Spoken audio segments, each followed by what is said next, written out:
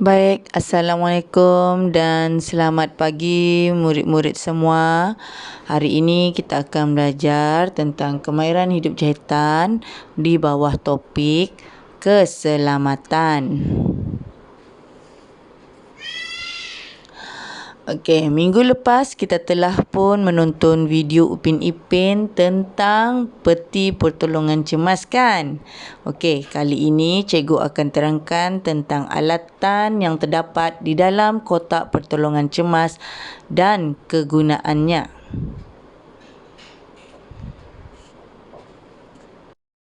Baik, inilah rupa bentuk peti pertolongan cemas. Minggu lepas kita telah pun lihat di dalam video Upin Ipin kan.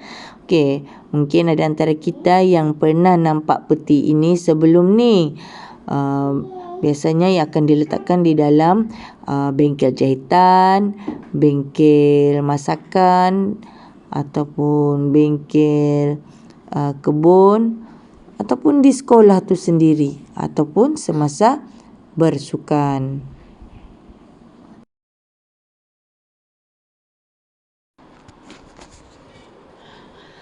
Apa itu peti pertolongan cemas?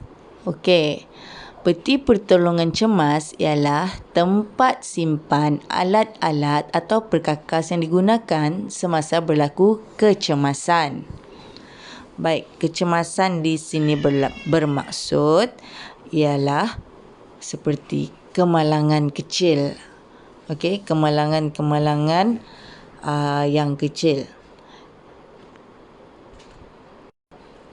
Contoh kemalangan kecil ialah mungkin terjatuh semasa berlari, luka di jari, sakit perut, pening, sakit kepala. Okey, kecemasan-kecemasan yang macam begitu. Okey, ini antaranya juga iaitu sarung tangan pakai buang. Okey, murid-murid pernah nampak tak sarung tangan seperti ini? Baik, sarung tangan ni ada pelbagai jenis. Antaranya ada yang pakai plastik, ada yang getah lateks. Okey, yang cikgu tunjuk sekarang ni ialah sarung tangan lateks. Fungsinya untuk mengelakkan jangkitan bakteria ketika mengubati pesakit. Okey, kenapa begitu? Sebab sekiranya ada mangsa yang tercedera, jadi sebagai yang merawat kenalah memakai sarung tangan untuk mengelakkan jangkitan kuman yang ada pada tangan perawat menjangkiti ke arah pesakit, sebab luka yang terdedah tu sensitif tau. Sensitif terhadap kuman bakteria. Jadi kita sebagai perawat yang merawat tu kena pakai sarung tangan. Baik, yang ini antara benda yang ada di dalam peti kecemasan tersebut ialah penyepit. Okey. Fungsinya ialah mengeluarkan serpihan. Okey, seperti serpihan kaca ataupun serpihan kayu. Okey. Ia juga untuk menyepit kapas. Okey. Kenapa ya perlukan benda ni sedangkan kita ada jari, ada tangan, boleh je pegang kapas. Okey, sebenarnya mungkin jari kita sudah dicemari oleh kuman bakteria. Jadi kita perlukan kita perlukan penyepit untuk memegang atau menyepit kapas tersebut. Okey, untuk mengelakkan perpindahan kuman dari tangan ke kapas. Itu tujuannya. Okey, peringatan. Pastikan kering dan bersih ya sebelum menggunakan penyepit. Baik, seterusnya ialah kapas. Okey, anak-anak pernah melihat kapas tidak? Okey, kapas sebenarnya memang biasa ada di setiap rumah, bertujuan untuk mengelap darah atau mengelap kekotoran. Okey, dari sudut perubatan atau kegunaan kapas di dalam peti pertolongan cemas ialah sebagai membersih luka, membuat alas dan melumur ubat. Okey. Baik, seterusnya ialah antiseptik. Antiseptik ini berfungsi sebagai membasuh luka dan membunuh kuman. Mesti anak-anak pernah nampak kan antiseptik macam ni, lebih-lebih lagi zaman pandemik coronavirus macam ni kan. Inilah sebenarnya ia juga boleh membasuh luka dan membunuh kuman. Kalau sekarang kita gunakan hand sanitizer untuk membunuh kuman di tangan kan. Okey, ini adalah salah satu contoh bahan membunuh kuman. Okey, seterusnya lotion kuning atau Acryflavin solution. Ia berfungsi sebagai ubat luka dan mencegah jangkitan bakteria. Okey, kebanyakan antara kita memang ada lotion kuning di rumah. Dan ia memang selamat digunakan. Yang ini pula ialah pita pelekat. Sekali imbas kita lihat ia seperti selotip. Okey, memang pun dia kalau selotip dia memang melekatkan kertas, tapi yang ini pula melekatkan kain. Okey, melekatkan balutan kain. Yang ini. Okey, yang ini pembalut gulung pelbagai saiz.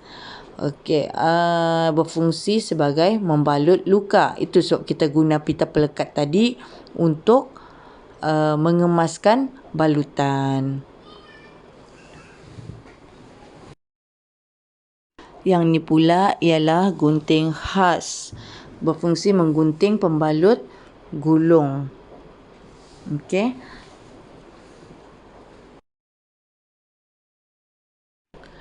Baik, ini ialah pembalut tiga segi atau dipanggil metela. Berfungsi sebagai membalut anduh dan pembalut. Okey, ini gambar ni yang di atas ni adalah rupa asal pembalut tiga segi tersebut. Dan gambar di bahagian bawah ialah cara menggunakan pembalut tiga segi. Okey, biasanya digunakan ketika ada mangsa yang tercedera tangan, terseliuh atau patah sebelum dibawa ke hospital lah untuk mengelakkan yang lebih rasa sakit. Kita kena guna benda ni, menggantung, mengikatnya di belakang leher, menggantung tangan menggunakan pembalut tiga segi dan menggantungnya, mengikat di belakang tengkuk.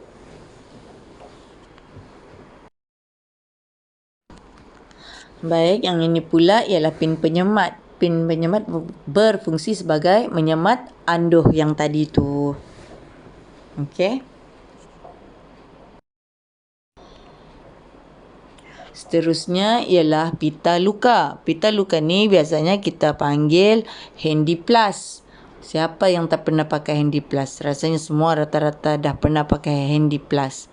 Suka main handy plus. Kan? Okey, handy plus atau pita luka ini berfungsi sebagai pembalut luka kecil. Sekiranya terdapat jari yang terluka seperti mengeluarkan darah, kita boleh gunakan pita luka ni untuk membalut. Darah yang tidak mengalir dengan deras lah, darah yang sikit-sikit, untuk mengelakkan daripada terkena baju atau kekotoran ataupun takut terdedah kepada kuman dan bakteria. Okey, itulah fungsinya pita luka.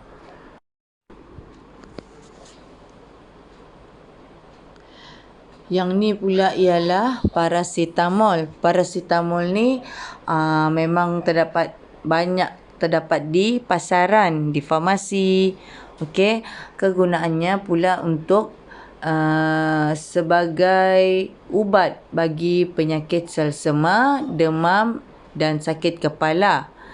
Okey, banyaklah jenama paracetamol ni, Panadol lah, Examol lah. Okey, itu adalah antara ubat-ubat yang selamat digunakan. Yang ni pula ialah minyak angin atau ubat gosok. Okey, berfungsi sebagai membantu meredakan sakit kepala, hidung tersumbat ataupun ketidakselesaan perut dan gigitan serangga. Okey, sekiranya biasanya kalau kita pening, kita akan gosok benda ni di dahi, kan? Hidung tersumbat, mungkin kita akan gosokkan dia di batang hidung. Begitu juga kalau perut kita tidak selesa, kita akan gosoknya di bahagian luar perut. Dan gigitan serangga, mungkin nyamuk ke atau digigit kumbang ke, okey, kita boleh gunakan minyak yang ini sebagai merawat.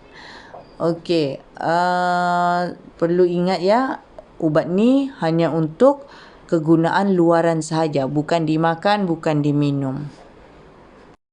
Okey, yang ini pula ialah digital thermometer. Digital thermometer ni berfungsi untuk mengukur suhu tubuh. Mengukur suhu tubuh badan. Okey, di mana tempat dia tempat kita meletakkan termometer di tubuh ni? Okey, tempatnya ialah di bawah lidah ataupun di bawah ketiak.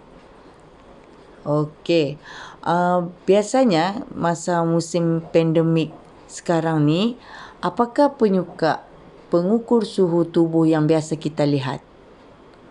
Okey, sudah tentunya yang tembak di dahi tu kan. Okey, selalu nampak sebelum masuk kedai, kita akan kita istilahkan tembak di dahi lah, untuk mengukur suhu tubuh badan kita.